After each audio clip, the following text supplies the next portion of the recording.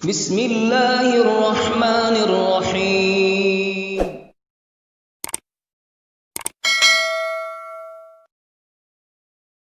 نحمده ونصلی علی رسولہ الکریم، اما بعد، اعوذ باللہ من الشیطان الرجیم، بسم اللہ الرحمن الرحیم۔ سب دیکھنے اور سننے والوں کو السلام علیکم۔ رب اشرح لی صدری ویسر لی امری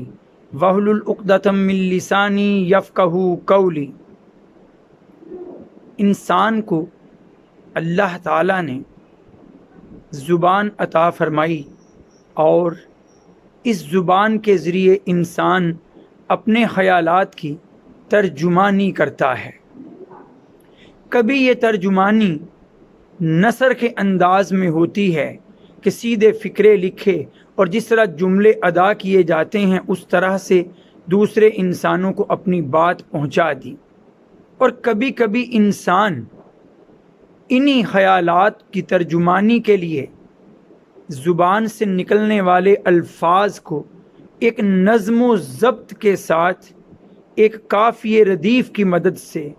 شعروں کی صورت میں ڈھال دیتا ہے۔ اب ایک مدت سے یہ بحث چلی آ رہی ہے کہ شاعری کا اسلام میں کیا مقام ہے۔ شاعر حضرات جو اپنے خیالات کی ترجمانی شعروں کی صورت میں لکھ کر یا بیان کر کے رکھ دیتے ہیں، اس شاعری کی کیا حیثیت ہے اسلام میں۔ جہاں تک قرآن مجید کا مطالعہ کیا جائے تو قرآن مجید میں سورۃ الشعراء کی آیات 224 سے 227 تک اختتامی آیات میں اللہ تعالیٰ نے شاعری کے بارے میں ارشاد فرمایا ہے، اور شعراء کے بارے میں کہ وَالشُّعَرَاءُ يَتَّبِعُهُمُ الْغَاوُونَ، کہ شاعر وہ لوگ ہیں جن کے پیچھے گمراہ ہونے والے چلتے ہیں۔ الم ترا، کیا تم نے دیکھا نہیں، انہم فی کل وادی یہیمون، کہ یہ شاعر لوگ خیالات کی ہر وادی میں گھومتے رہتے ہیں، پھرتے رہتے ہیں۔ وَإِنَّهُمْ يَقُولُونَ مَا لَا تَفْعَلُونَ مَا لَا يَفْعَلُونَ، اور یہ وہ کچھ کہتے ہیں جو یہ خود کرتے نہیں۔ إِلَّا الَّذِينَ آمَنُوا، ہاں مگر وہ لوگ جو ایمان والے ہیں، وَعَمِلُوا الصَّالِحَاتِ، اور جو عمل کرتے ہیں نیک، وَذَكَرُوا اللَّهَ كَثِيرًا، اور اللہ کا ذکر کثرت سے کرتے ہیں، وَانتَصَرُوا مِن بَعْدِ مَا ظُلِمُوا، اور وہ ظلم ہونے پر اپنے اوپر اس کے بعد اللہ کی نصرت سے بدلہ لیتے ہیں، اللہ کی نصرت کے ساتھ غالب آنے کی کوشش کرتے ہیں۔ یہ اللہ تعالیٰ نے بیان فرمائی ہیں شعراء کی صفات۔ ایک طرف 3 صفات رکھ دیں ان شعراء کی جو خود بھی گمراہ ہیں اور ان کے پیچھے بھی گمراہ ہونے والے لگتے ہیں، اور ایک طرف 4 سے 5 صفات رکھ دیں ان شعراء کی کہ جن کی شاعری سراسر درست ہوگی۔ اب دیکھتے ہیں اللہ تعالیٰ کس شاعری کو غلط اور کس شاعری کو قرآن میں درست قرار دے رہے ہیں۔ اللہ تعالیٰ نے قرآن مجید میں ایسی ہر شاعری جو گمراہ کن ہو، لوگوں کو غلط رستہ دکھانے والی ہو اور لوگوں کو بے راہ روی کا شکار کرنے والی ہو، دنیا کی محبتوں کے قصے جس میں ہوں، دنیا کی عشق کی داستانیں جس میں ہوں، بے سر و پا باتیں جہاں بیان کی جائیں جن کا حقیقت سے کوئی تعلق نہ ہو، وہ شاعری اور وہ شاعر اسے گمراہ کہا گیا ہے کہ وہ صرف اپنے تخیلات اور خیالات کی وادیوں میں ہی سرگرداں رہتے ہیں، گھومتے رہتے ہیں، حقیقت سے دور تک کا ان کا کوئی واسطہ نہیں۔ لیکن کیا سب شاعر ایسے ہوتے ہیں؟ نہیں، بعض شعراء تو ایسے ہیں جو دل میں ایمان رکھتے ہیں، جن کا عمل گواہی دیتا ہے کہ وہ جو کہتے ہیں اس پر ان کا عمل بھی موجود ہے، اور پھر اللہ کے ذکر میں ڈوبے رہتے ہیں اور اللہ کے ذکر کے ساتھ تر ہوتی ہیں ان کی زبانیں بھی، ان کے اوراق بھی اور ان کے قلم بھی، اور پھر وہ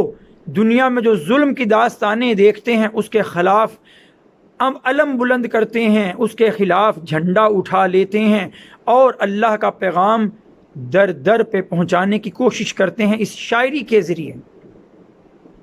ایسی شاعری کو اللہ نے درست قرار دیا،